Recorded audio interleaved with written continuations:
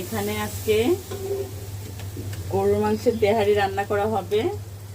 আজকে দুপুরে আমি গরুর মাংসের তেহারি রান্না করছি। এখানে গরুর মাংসটা গতকাল রাতেই ম্যারিনেট করে রেখেছিলাম সব ধরনের মশলা দিয়ে।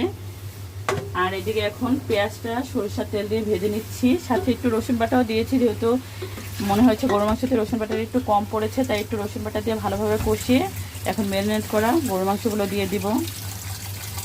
এখন আমি ম্যারিনেট করে গরুর মাংসগুলো দিয়ে দিব। গরুর মাংস যদি আগে থেকে ম্যারিনেট করে রাখেন তাহলে এটা মানে এর মধ্যে থেকে অনেক সুন্দর একটা ঘ্রাণ বের হয়, আর এটা কিন্তু খেতেও বেশি মজা হয়।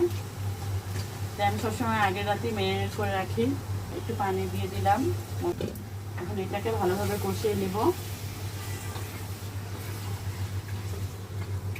সরষের তেল দিয়ে তেহারি রান্না করলে কিন্তু খুব সুন্দর একটা ঘ্রাণ বের হয়, আর তেহারি সবসময় সরষের তেল দিয়ে রান্না করলে বেশি ভালো হয়।